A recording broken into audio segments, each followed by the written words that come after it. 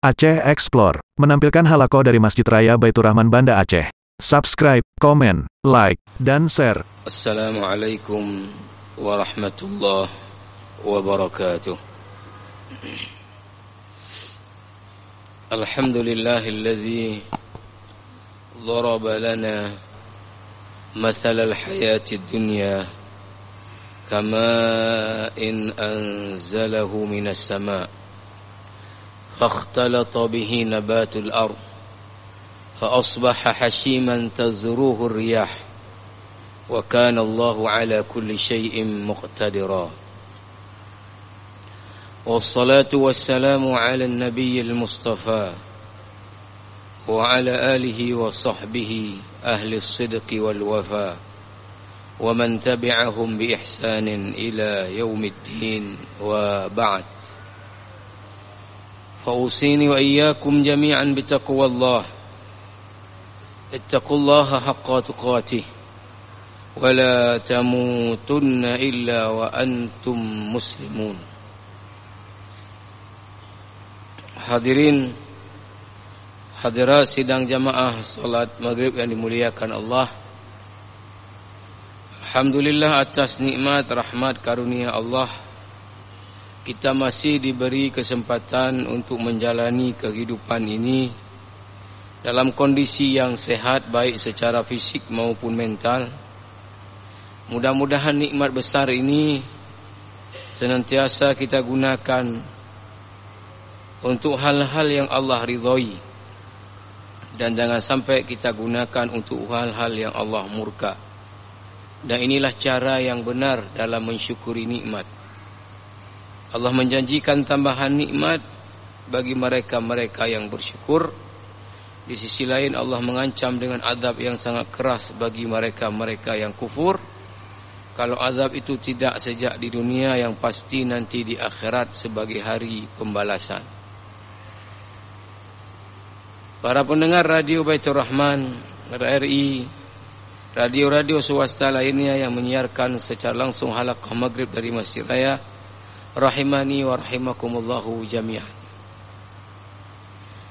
Para jamaah dan para pendengar yang mulia, malam ini kita pindah dulu kajian kita sekali dari lanjutan pembahasan tentang muhasabah dengan rujukan kitab A'malul Qulub karya Syekh Saleh Al-Munajjid. Untuk kita malam ini membahas, mencermati, mengambil pelajaran-pelajaran dari perkara yang paling menarik perhatian dunia saat ini, dalam istilah yang kerennya disebut dengan trading topik. Trading topik. Apa itu? Dimulainya perang antara Rusia dengan Ukraina, yang dimulai dengan invasi Rusia ke Ukraina pada Kamis yang lalu, waktu dini hari, waktu Ukraina. Dan ini sudah berlangsung Kamis, Jumat, Sabtu. Sudah 3 hari perang antara Rusia dengan Ukraina. Jamaah yang dirahmati Allah Subhanahu wa taala, para pengamat mengatakan bahwa bila perang ini tidak disikapi secara bijak oleh para pihak, terutama sekali adalah Rusia dengan Amerika Serikat dengan sekutunya NATO, maka ini akan menjadi awal mula Perang Dunia Ketiga. Karena jamaah rahimakumullah, sejak runtuhnya Uni Soviet di zaman Gorbachev pada tahun 1991, beberapa wilayah Uni Soviet dulu memerdekakan diri. Kemudian yang di wilayah Eropa Timur sebahagiannya kemudian pro kepada Eropa. Maka ketika Presiden Rusia Vladimir Putin merasa bahwa Rusia sudah kuat, maka Vladimir Putin dengan ambisinya akan berusaha untuk menarik balik negara-negara yang dulu bekas Uni Soviet, sehingga pelan-pelan Rusia ini kembali menjadi rajanya dunia. Dan pengamat mengatakan Vladimir Putin ini orang ambisius. Sementara Ukraina dengan presidennya yang sekarang Zelensky adalah pro kepada Barat, tidak pro kepada Rusia. Dan dia sedang mengusulkan Ukraina untuk masuk ke NATO, North Atlantic Treaty Organization. Maka kemudian Amerika dan NATO di satu sisi menganggap bahwa apabila Ukraina ini jatuh ke tangan Vladimir Putin, ini menjadi langkah awal untuk kemudian merebut yang lain-lain lagi dan memperkuat posisi Rusia sebagai raja dunia. Maka Amerika dengan sekutunya NATO punya kepentingan besar untuk kemudian membela Ukraina. Setelah invasi 2 hari, Presiden Ukraina yang pro Barat tadi, Zelensky, itu berkeluh bahwa dia tidak ada yang membantu, ditinggalkan sendiri. Jamaah dirahmati Allah Subhanahu wa taala, karena saya sejak Rusia sudah mengirim pasukannya ke perbatasan Ukraina, maka saya sudah mengupdate terus mengikuti perkembangannya. Maka tadi pagi waktu saya bangun subuh, langsung saya buka update-nya apa? Update-nya bahwa NATO sudah mengirimkan ribuan tentaranya ke Ukraina dan mengirimkan 100 jet tempur yang ditempatkan di 30 titik di Ukraina. Ini berarti dalam hal ini NATO sudah terjun langsung untuk membantu Ukraina dan melawan Rusia. Para pengamat mengatakan bahwa kalau Cina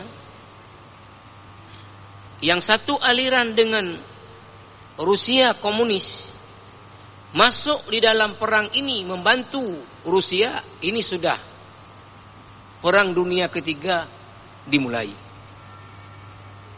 Jamaah dirahmati Allah Subhanahu wa taala, maka saya sebut tadi, ini kalau para pihak dalam hal ini Rusia dan Amerika dengan sekutunya NATO tidak bijak dan tidak mengedepankan kepentingan nyawa-nyawa manusia, tapi mengedepankan ego mereka, maka ini korbannya akan sangat besar. Kita jamaah rahimakumullah sebagai negara yang masuk dalam kelompok non-blok, tidak masuk ke blok barat tadi Amerika dengan NATO-nya, tidak masuk ke blok timur dulu Uni Soviet. Kita non-blok. Tapi kalau seandainya terjadi perang dalam skala besar, apalagi dengan kemajuan teknologi persenjataan sekarang ini, dampaknya walaupun tidak terlibat kita akan sangat dahsyat. Harga minyak pasti melambung karena banyak kilang-kilang minyak dibom. Banyak kemudian kapal-kapal tidak bisa kemudian berlayar karena ada ancaman. Kemudian jamaah rahimakumullah, macam-macam obat tidak bisa diproduksi karena yang memproduksi ini pada umumnya adalah Jerman sebagai negara produk farmasi dan alat kesehatan dunia. Ini sedang terlibat perang. Kemudian produk-produk makanan dan sebagainya ini semua terganggu. Maka efek dari perang besar ini sangat dahsyat kepada dunia sekalipun kita tidak terlibat di dalamnya. Maka kita perlu berdoa dan berharap bahwa para pihak yang terlibat dalam perang Ukraina Rusia ini menggunakan hati nurani untuk kemudian berunding, mencari jalan keluar, tidak mengedepankan egonya, karena ini akan menghadirkan penderitaan berat bagi dunia dan kemanusiaan. Jamaah rahimakumullah, kita di sini tidak dalam maksud untuk kemudian menganalisis bagaimana kondisi perang Ukraina Rusia ini ke depan. Ya. Dan tidak dalam juga mengamati itu. Karena saya bukan pengamat ya, perang, bukan juga pengamat blok barat, blok timur. Saya hanya mengikuti beberapa saat ini. Tetapi apa yang ingin kita ambil beberapa poin dari kejadian ini untuk kemudian menjadi iktibar dan pelajaran bagi kita. Yang pertama, jamaah rahimakumullah, tidak ada perang yang membawa kebaikan. Sudah pasti perang itu membawa penderitaan. Dan biasanya pada umumnya, walau tidak seluruhnya, perang yang paling besar korban itu adalah apa? Pihak sipil berbanding pihak yang terlibat dengan perang itu sendiri. Contoh saja yang sederhana yang baru terjadi. Maksud Rusia memang menembak rudal-rudalnya untuk melumpuhkan pertahanan udara militer Ukraina. Tapi rudal-rudal itu masuk juga ke apartemen, ke rumah orang. Sehingga kenalah masyarakat-masyarakat sipil yang tidak punya senjata, yang tidak terlibat dengan perang. Jadi konflik bersenjata dimanapun dengan skala apapun, itu pada umumnya yang paling besar jumlah korban adalah orang sipil. Sekalipun ya dunia, walaupun ini tidak semua negara, hanya negara-negara yang menyepakati ini, telah membuat sebuah undang-undang yang disebut dengan undang-undang perang, hukum humaniter internasional, International Humanitarian Law. Dalam bahasa Arab disebut dengan Al-Qanun Ad-Dawli Al-Insani. Ini tentang apa? Tentang bahwa perang memang sesuatu yang tidak dikehendaki oleh siapapun. Tapi kenyataan dunia ini terus ada perang. Maka berarti perlu diatur etika berperang. You boleh berperang. Begitulah kira-kira. Tetapi bila you berperang, you kena ikut etika-etika berikut ini. Kalau you tidak mengindahkannya, bisa dibawa ke mahkamah internasional. Inilah disebut dengan hukum humaniter internasional. Alhamdulillah saya sudah ikut training ini tahun 2018 di Tunisia 10 hari. Hukum humaniter internasional. Nah, para jamaah yang mulia, termasuk dalam diskusi kita di kegiatan di Tunisia dengan seluruh perwakilan dari negara-negara Arab, apa yang kemudian terjadi? Bahwa ketika perang terjadi, hukum humaniter internasional ini tidak diindahkan. Pada umumnya tidak diindahkan. Karena yang namanya orang perang, pertama targetnya menghancurkan musuh. Yang kedua lagi emosi. Maka aturan mana yang boleh ditembak, mana yang tidak boleh ditembak. Inilah hukum humaniter internasional. Baik itu orang maupun bangunan. Mana yang boleh ditembak, mana yang enggak boleh ditembak. Itu diatur. Mana gedung boleh dihancurkan, mana enggak boleh dihancurkan. Cara penggunaan senjata. Untuk menembak ini senjatanya kekuatan apa, menembak ini kekuatan apa. Ini semua diatur dalam hukum humaniter internasional. Tetapi yang dalam perang ini tidak diindahkan. Maka jamaah rahimakumullah, perang, kesimpulan pertama kita, ini adalah tidak ada kebaikan. Yang ada adalah apa? Penderitaan bagi kemanusiaan di dunia ini. Yang berikutnya biasanya yang paling besar korban justru adalah orang sipil yang tidak terlibat dengan perang itu sendiri. Yang berikutnya jamaah rahimakumullah, konflik dalam skala manapun, kecil, menengah, besar, pada umumnya, saya tidak sebut semua, pada umumnya kalau kita tarik apa sebabnya, itu pada umumnya adalah rebut-rebut kenikmatan dunia. Rebut-rebut kenikmatan dunia. Skala kecil misalnya, adik dengan abang kandung konflik, ribut, tidak pas, tidak akur.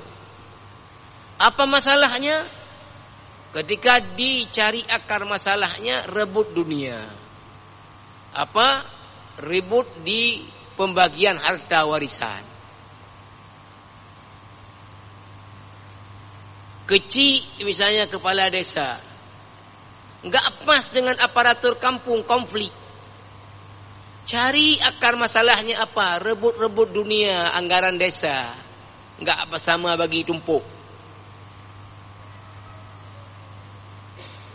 Kepala dinas, kepala instansi, kepala badan ribut, konflik dengan bawahannya.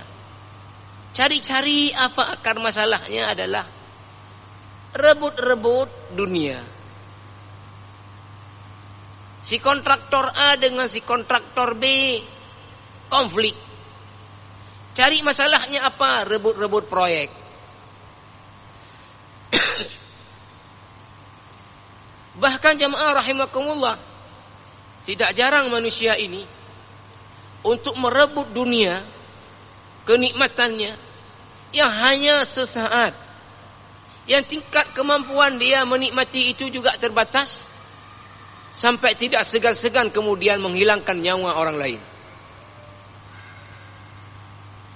Ini kalau sederhana, saya bukan pengamat hebat, saya membaca sekilas. Apa di balik yang lain itu wallahu alam. Tapi paling tidak, ya, invasi Rusia ke Ukraina yang kemudian dikecam dunia, di mana-mana orang demo menolak itu, ini karena ambisiusnya Putin. Maka ambisius dia memperluas wilayahnya dengan tutup mata akan berjatuhannya korban. Maka jamaah rahimakumullah, konflik kembali kepada dalam skala apapun, pada umumnya kalau kita cari akar masalahnya itu rebut-rebut dunia. Maka Al-Imam Ibnu Qayyim rahimahullahu taala yang dikutip oleh Syekh Shalih Al-Munajjid dalam kitabnya Mufsidatul Qulub, beliau mengatakan, miftahu kulli khairin ar-raghbatu fillah wad daril akhirah, wa miftahu kulli syarrin hubbud dunya wa tulul amal. Kunci segala kebaikan adalah cinta kepada Allah dan kepada kehidupan akhirat. Kunci segala kerusakan adalah cinta dunia dan panjang angan-angan, artinya ambisius. Kunci segala kejahatan adalah apa? Cinta kepada kemewahan dunia, kenikmatan dunia, kemudian ambisius untuk itu.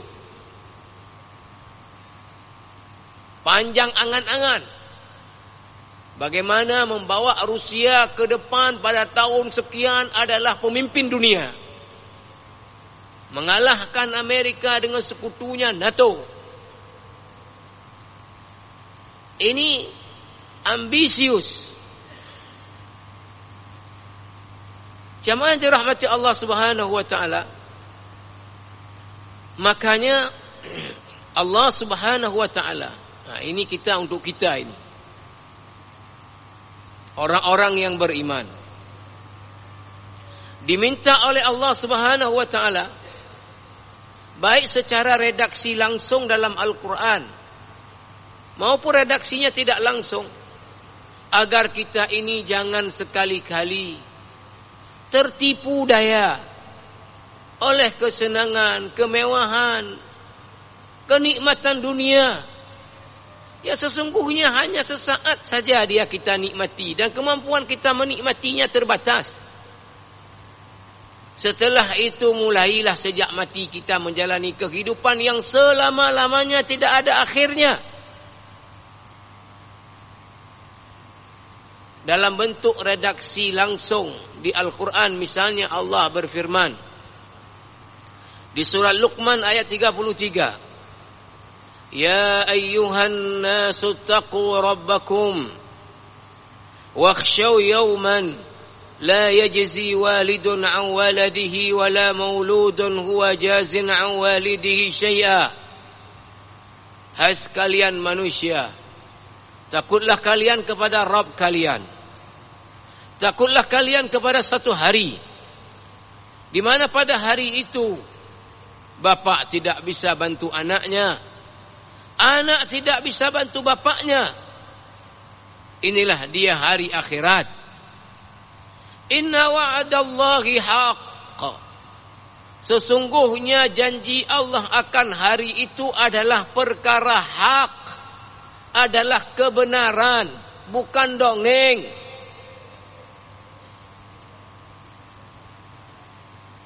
Selanjutnya Allah mengatakan, Fala taghurrannakumul hayatud dunya wala yaghurrannakum billahil gharur.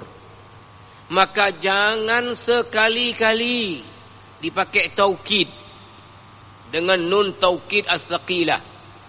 Fala taghurrannakumul hayatud dunya. Jangan sekali-kali kalian ini tertipu, ditipu oleh kemewahan hidup dunia, kenikmatan hidup dunia, sehingga kalian habis-habisan mencurahkan pikiran, energi, waktu, tenaga untuk mengumpulkan kenikmatan-kenikmatan dunia yang hanya sesaat dan sementara, lalu mengabaikan kehidupan yang selama-lamanya dan kehidupan yang sesungguhnya, yaitu kehidupan akhirat.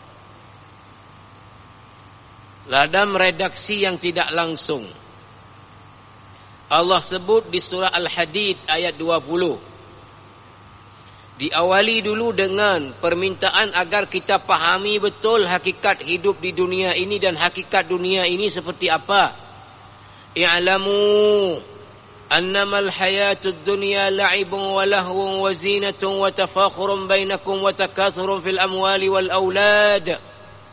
Kamathali ghaithin a'jaba al-kuffara nabatuhu thumma yahiju fatarahu musfarran thumma yakunu hutama. وفي الآخرة عذاب شديد ومغفرة من الله ورضوان وما الحياة الدنيا إلا متاع الغرور.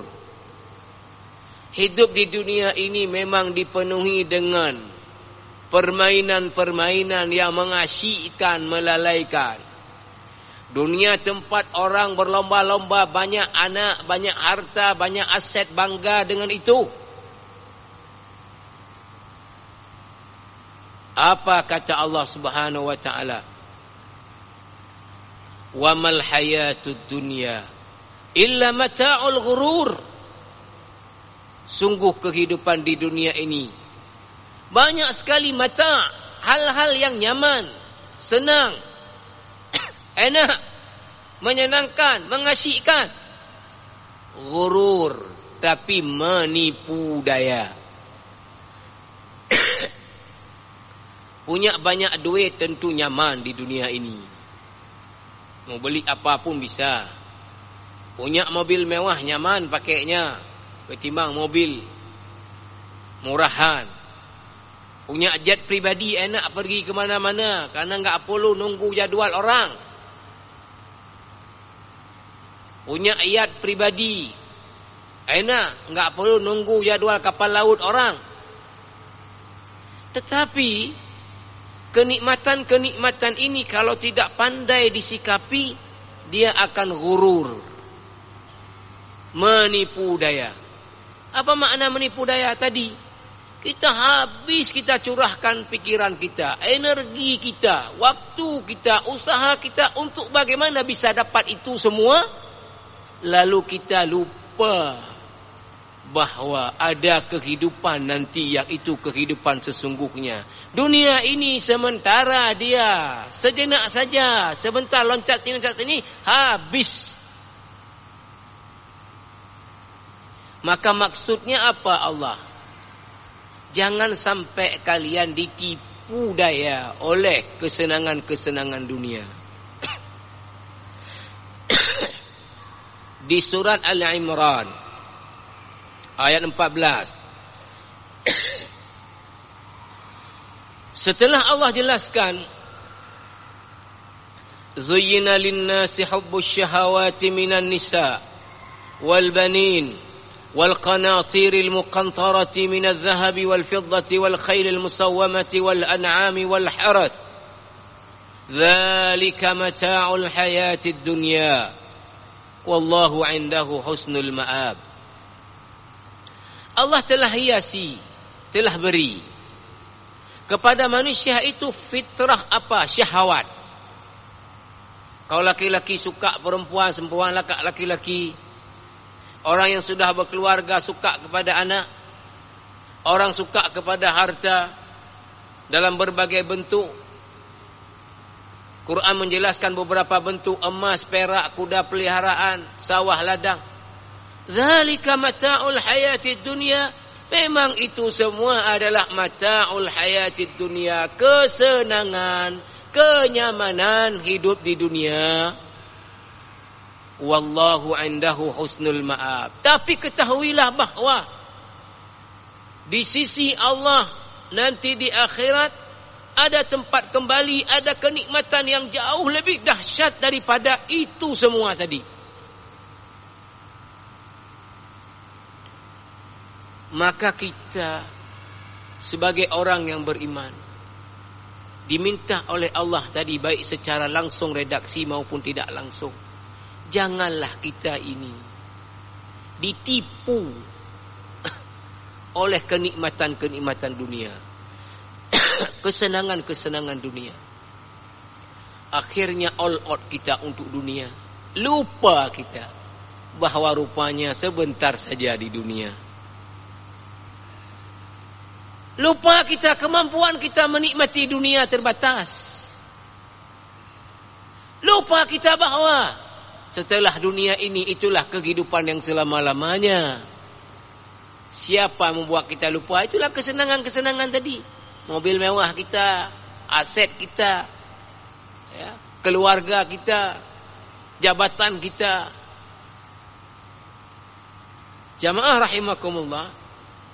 Maka oleh karena itu Allah Subhanahu wa taala minta kita untuk betul-betul fahamilah hakikat hidup di dunia ini adalah sangat-sangat sementara sekali berbanding dengan kehidupan akhirat. Di dalam surah Al-Hadid ayat tadi 20 Allah mengatakan perumpamaan hidup di dunia ini adalah ibarat orang tanam pohon kayu. Waktu ditanam pohon kayu itu kecil dia. Lemah karena kecil. Lalu diserami oleh air hujan, pohon kayu ini berkembang dia jadi besar. Jadi kokoh, jadi kuat, jadi hijau ranau. Bahkan memberi buah kalau pohon yang berbuah. Tapi ketahuilah pohon ini dia akan bergerak dari waktu ke waktu. Kamu akan lihat pada saatnya pohon yang kuat yang hijau ini dia kuning, layu. Kemudian bergerak pohon ini menuju kemana? Kemudian jadi ranting dan mati.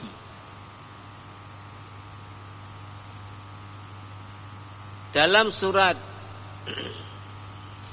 Al-Kahfi ayat 45 Allah perintah Nabi Muhammad untuk jelaskan ini juga kepada kita umatnya. Wadhrib lahum mathalal hayatid dunya. Berikan contoh, hai Muhammad, jelaskan kepada umatmu perumpamaan hidup di dunia. Kama in anzalnahu minas sama fakhtalata bihi nabatul ard fa asbaha hashiman tazruhu riyah. Wa kana Allahu ala kulli syai'in muqtadira. Sama tadi maksudnya. Artinya apa?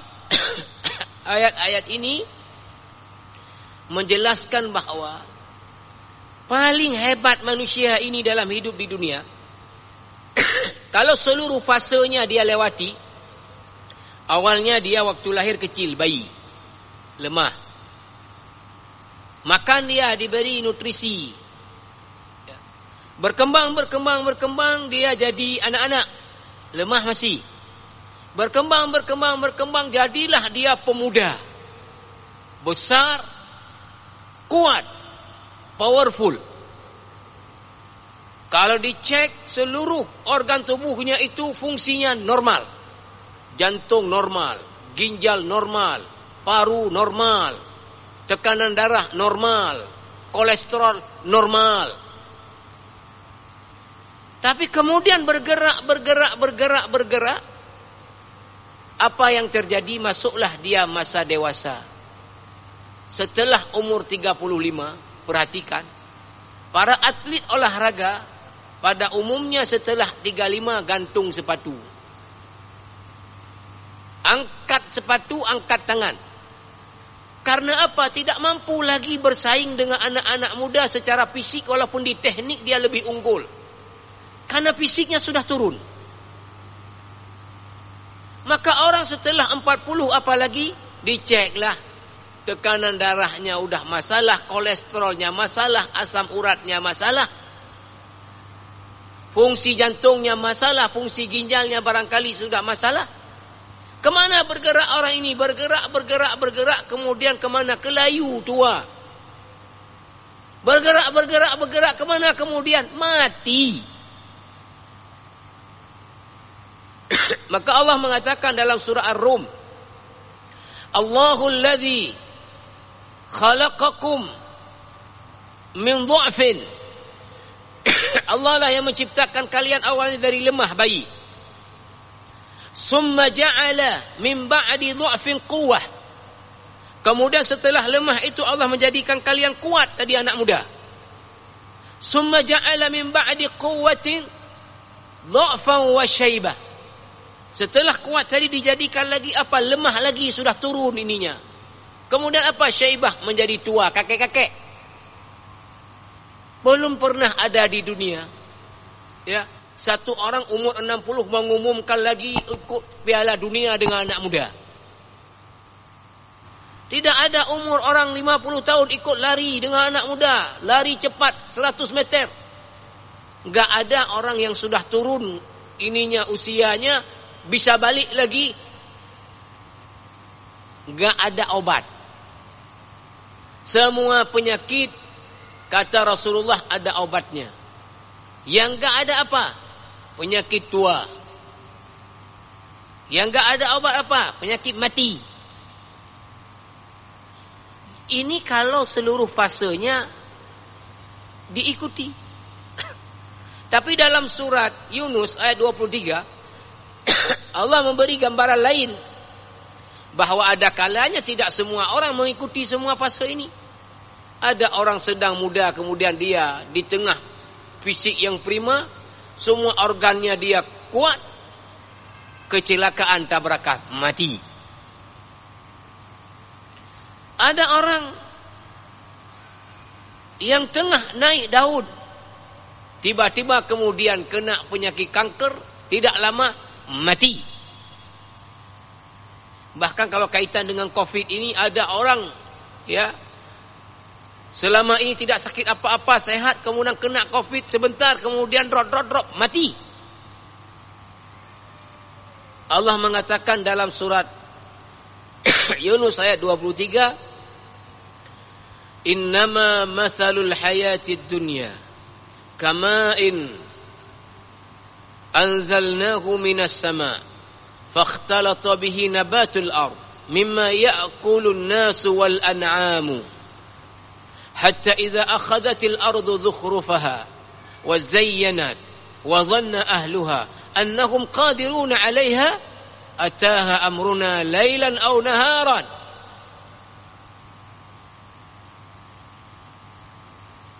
Diibaratkan seperti orang tanam pohon tadi. Ketika pohon ini ditanam kecil, diserami air hujan, menjadi besar, hijau rano, berbuah. Di tengah-tengah keadaan begitu, orang yang punya kebun senang luar biasa, pohonnya banyak kali buah. Ataha amruna lailan aw naharan. Datanglah bencana dari kami, kata Allah. Bisa siang, bisa malam, sekali sapu, hangus semua kebun itu. Ini maknanya apa? Ada kalanya manusia ini tidak sampai semua fase itu dia lewati. Artinya bahwa apa? Waktu kita hidup di dunia ini sebentar. Maka oleh karena apa? Karena apa? Maka jangan habis-habisan untuk yang sebentar ini. Para ulama dalam satu syairnya mengatakan, ya ahlad dunya la baqa'a laha inna igtiraran bidhillin zailin humqun. Hai orang-orang yang mencari kemewahan, kesenangan dunia yang tidak ada kekalnya, sesungguhnya tertipu daya dengan kenikmatan sesaat ini kebodohan. Maka kita jangan sampai tertipu daya dengan itu. Maka yang harus kita kejar apa? Kenikmatan yang selama-lamanya. Karena waktu kita yang terbatas, ya, maka mungkin kita sambung ke depan sedikit. Bagaimana kemudian lanjutannya Allah meminta kita setelah ayat-ayat tadi, dalam ayat lanjutannya apa yang Allah minta dari kita dalam menyikapi ini. Karena waktu kita, insyaAllah mungkin kita sambung ke depan. Subhanakallah wa bihamdika asyhadu an la ilaha illa anta astaghfiruka wa atubu ilaik. Assalamualaikum warahmatullahi wabarakatuh.